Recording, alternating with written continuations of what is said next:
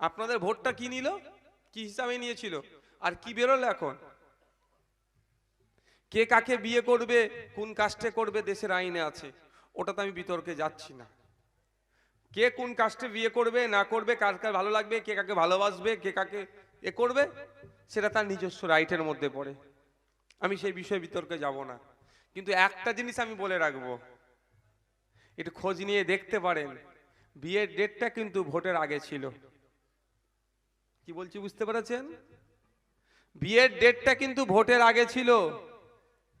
তৃণমূলের কোন এক বড় নেতা বা নেত্রী ওকে বুঝিয়েছে, তুই বিয়ের আগে, ভোটের আগে যদি বিয়েটা করে নিস তাহলে হেরে যেতে পারিস, আগে ভোটটা পার কর তারপরে বিয়েটা করবি। মানে কেমন বোকা বানানো হচ্ছে বুঝতে পেরেছেন তো? আমার কাছে যতটুকু খবর আছে, তো ভোটটা নেওয়ার পরে বোকা বানাবে। যাক, সে কবে বিয়ে করবে তারও ব্যাপার, সেই নিয়ে আমি বিতর্কে যাচ্ছি না। কিন্তু প্রশ্ন আমার এখানে, আপনারা কাকে ভোট দিয়ে বিধান পার্লামেন্টে পাঠালেন? রেকর্ডটাই ভোট দিলেন তো, আপনারা দিয়েছেন তো, সিএ এর হাত থেকে বাঁচতে হবে সেই জন্য ভোটটা দিয়েছিলেন, তাই তো নাকি ভাই? আর তাছাড়া কোনো তো অপশন নাই। যখন সিএ নিয়ে ভোটাভুটি হচ্ছিল, যখন ওইটাই নিয়ে ডিবেট হচ্ছিল, আপনার এমপি তখন কটা কথা বলেছে এটা আপনাদের জানা দরকার তো। যখন ভোটাভুটি হচ্ছিল আপনার এমপি সিএ এর বিরুদ্ধে ভোট দিয়েছে তো? কি মনে হয় দিয়েছে? খোঁজ নিয়ে দেখুন, ভোটদান থেকে বিরত ছিল, অর্থাৎ বিজেপিকে বকলমে সহযোগিতা করেছে। তো আগামী দিন যেটা আসতে চলেছে, আবার এই ধরনের ইস্যু তৈরি করবে বিজেপি আর তৃণমূল। বিজেপি ভালো করে জানে স্বপ্নেও বসিরহাট সিট ওরা জিততে পারবে না। এখান থেকে যদি আইএসএফ এবারে বেরিয়ে যায়, আমরা তো এখানে প্রার্থী দেব। বিজেপি ভালো করে জানে এখানে বিজেপির কেউ জিততে পারবে না। আইএসএফ এখানে দাঁড়ালে আইএসএফ জিতে যাবে। দেখবেন আগামী নির্বাচনে ওই ধরনের ন্যারেটিভ তৈরি করবে তৃণমূল আর বিজেপি। তৃণমূল সব সময় চাইবে দিল্লির বিজেপি শক্তিশালী থাকুক, আর দিল্লির বিজেপি সব সময় চাইবে পশ্চিমবাংলার তৃণমূলও সুরক্ষিত থাকুক। তাই আমি আপনাদের বলবো, ওরা ন্যারেটিভ তৈরি করবে নাকি বিজেপিকে হারাতে তৃণমূল একাই পারবে? যদি সত্যিকারের অর্থে বিজেপিকে হারাতে তৃণমূল একাই পারতো, তাহলে 3টে এমএলএ সিট থেকে 77টা সিটে বিজেপি পৌঁছাতো না। তৃণমূল চাইছে বিজেপি এখানে ঠিকঠাক থাকুক, কারণ বিজেপির ভয় দেখিয়ে একটা হেভি অংশের 30% যে ভোট আছে, 27 থেকে 30% ভোট নিজের কম পকেটের মধ্যে ভরে রাখতে পারবো। আর বিজেপি না থাকলে এই ভোটকে সিএ এর ভয় দেখিয়েও আটকে রাখতে পারবে না।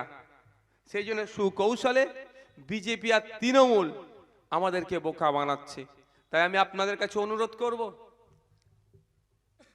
2021-এ বুঝতে পেরেছেন কি নাটক করেছিল আমাদের সাথে। 2021 নির্বাচন আসলো, সিএ এর কথা অনেক উঠলো, নির্বাচন শেষ, সিএ এর কথা সবাই ভুলে গেল। 2024 নির্বাচন আসছে, অমিত শাহজি 23-এর শেষের দিকে কলকাতায় এসে কি বললেন, হাম সিএ কারকে রাখেঙ্গে, মানে সিএ হবেই হবে। 2019 সালে ঠিক যেভাবে বলেছিল সিএ হবে, 2024-ও একই ভাবে বলছে সিএ হবে। আমি একটা কথা আপনাদের বলে যাই, অমিত শাহজি কেন, প্রধানমন্ত্রীও সিএ করতে পারবে না। সুপ্রিম কোর্টে নওশাদ সিদ্দিকীদের মতো যারা কেস করে রেখেছে, আগে আমাদের ওখানে কেসের রায় হোক, তারপরে সিএ নিয়ে ভাববে। তাই বন্ধুগণ, ভয় পাওয়ার কোনো জায়গা নাই।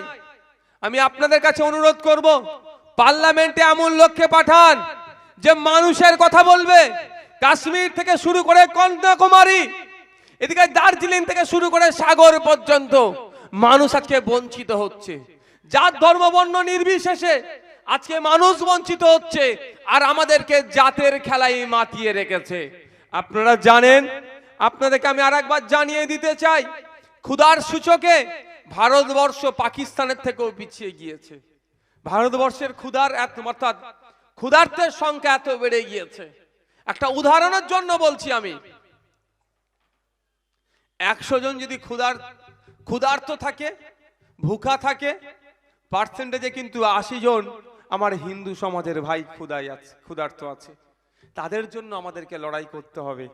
তাই বলবো, আগামী 2024 নির্বাচন আসছে, বসিরহাট থেকে আমরা এমন জনকে, এমন এক প্রার্থীকে জিতিয়ে পার্লামেন্টের মধ্যে পাঠাবো যে মানুষের কথা বলবে, জাত ধর্ম বর্ণ নির্বিশেষে।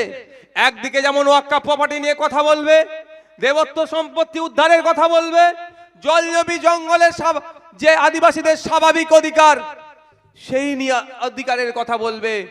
এক কথাই মানুষের অধিকার নিয়ে কথা বলবে।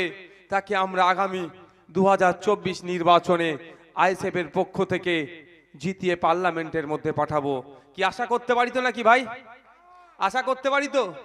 এতদিন তো অনেককে বিশ্বাস করলেন, 2019-এ সিএ এর হাত থেকে বাঁচার জন্য যাকে ভোট দিলেন, যখন সিএ আপনারকে ভয় দেখানোর জন্য যে সিএ আনা হয়েছে এর বিপক্ষে ভোট দেওয়ার জন্য যাকে পাঠালেন সেই ভোটটা দিল না। মমতা ব্যানার্জি তাকে কিন্তু তার বিরুদ্ধে কোনো অ্যাকশনও নিলেন না। তাই বন্ধুগণ, তো আগামী 2024 আসছে, যে আমরা অনেকে ভাবি রক্তদান করলে নাকি প্রাণ অন্যের বাঁচে, অনেক কথা বলি, কিন্তু মেডিকেল সায়েন্স বলছে কোনো পুরুষ যদি 90 দিন ছাড়া, কোনো মহিলা যদি 120 দিন ছাড়া রক্তদান করে, তার অনেক বড় বড় রোগ থেকেও সে মুক্তি পেতে পারে। যাক, সেই বিষয়ে বলবো। সাথে সাথে বিশ্বজিৎ দা বললেন যে ইতিহাসের পাতা থেকে বাঙালি বীর যারা ছিলেন, যারা ব্রিটিশদের বিরুদ্ধে লড়াই করে সংগ্রাম করেছিলেন, কেউ নিজের জীবনকে উৎসর্গ করেছে, কারো আত্মত্যাগ, আবার কারো আত্মবলিদানের ফলে আমরা দেশ পেয়েছি, সংবিধান পেয়েছি। কিন্তু দুঃখের বিষয়, যারা আন্দোলন করলেন, যে সময় কোনো ইন্টারনেট ছিল না, যোগাযোগ ব্যবস্থা এত উন্নত ছিল না, ফোনেরও এত ছিল না, সেই সময় হাফেজ মীর নিসার আলী প্রায় 80,000 কৃষককে একত্রিত করে জমিদার তথা যারা শোষণ করত কৃষকদেরকে, এই ব্রিটিশদের সহযোগিতা নিয়ে যারা কৃষকদের উপরে দমন পীড়ন করত, অত্যাচার করত, তাদের বিরুদ্ধে সেই ডেটে 80,000-এর কাছাকাছি কৃষকদেরকে নিয়ে বিদ্রোহ করেছিলেন, আন্দোলন করেছিলেন জমিদার তথা ব্রিটিশদের বিরুদ্ধে। ব্রিটিশদের অত্যাধুনিক অস্ত্র শস্ত্রের কাছে পরাজয় স্বীকার করেছে, শহীদ হয়েছেন দেশের জন্য। কিন্তু দুঃখের বিষয়, ক্রমশ ইতিহাসের পাতা থেকে মীর নিসার আলীকে ছেটে দেওয়া হচ্ছে। মমতা ব্যানার্জি রেলমন্ত্রী থাকাকালীন রাজ্যের বিভিন্ন স্টেশনের নাম বিভিন্ন মনীষীদের নামে তিনি করেছিলেন, এখনো হচ্ছে। প্রত্যেক ওই কাজকে আমরা সাধুবাদ জানাই, আমরা ধন্যবাদ জানাই। কিন্তু এটাও সাথে সাথে আপনাদের জেনে রাখা দরকার, ঠিক কি কারণে কলকাতাতে এয়ারপোর্ট নিউ গড়িয়া একটা রেল লাইন হচ্ছে, মেট্রো রেলের কাজ চলছে। মেট্রো রেল কর্তৃপক্ষ ঠিক সল্টলেকের কাছাকাছি, সম্ভবত সিটি সেন্টার 2 যেটা আছে বর্তমানে, ওখানে মেট্রো রেলের একটা প্ল্যাটফর্ম করেছে, স্টপেজ দিয়েছে। মেট্রো রেল কর্তৃপক্ষ এই মহান স্বাধীনতা সংগ্রামী কৃষক আন্দোলনের একটা প্রথম শ্রেণীর নেতা, যার আন্দোলনের ফলে কৃষকরা কিছুটা হলো সুরাহা পেয়েছিল, যার আন্দোলনের ফলে ব্রিটিশরা কম্পিত হয়েছিল, ভয় পেয়েছিল, সেই মহান ব্যক্তির স্মরণে কলকাতা যে নিউ গড়িয়া আপনার এয়ারপোর্ট রেল, মেট্রো রেলের যে যোগাযোগ ব্যবস্থা হচ্ছে, সেই একটা স্টেশনের নামকরণ করেছিল আমাদের রাজ্যের মুখ্যমন্ত্রী। জানি না কি কারণে, আমি আবারও রিপিট করছি, ভিতরে কি কারণ আছে জানি না, সেই নামটাকেও কিন্তু খারিজ করেছে। অর্থাৎ স্বাধীনতা সংগ্রামী হাফেজ বীর নিসার আলী সাহেবের নামে কলকাতাতে যে মেট্রো রেলের একটা স্টেশনের নামকরণ হচ্ছিল, আমাদের রাজ্য সরকার সেটাকে বাতিল করে দিয়েছে। সেটাকে বাতিল করে যদি অন্য কোনো আরো মহান নাম ব্যক্তির নামে হতো, সেখানে হয়তো তর্ক বিতর্কটা সেই অর্থে করা যেত না। কিন্তু আমরা কি দেখলাম, নামটা বাতিল করে দিয়ে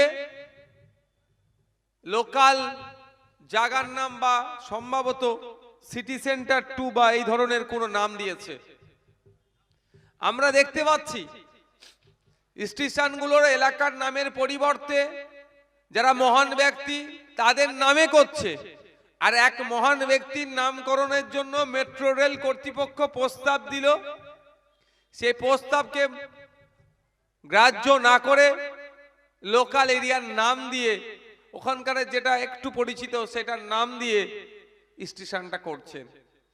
এর থেকে একটা জিনিস স্পষ্ট হয়ে যাচ্ছে, মমতা ব্যানার্জির আসল চিন্তা ভাবনা বা তার দল কি চাইছেন।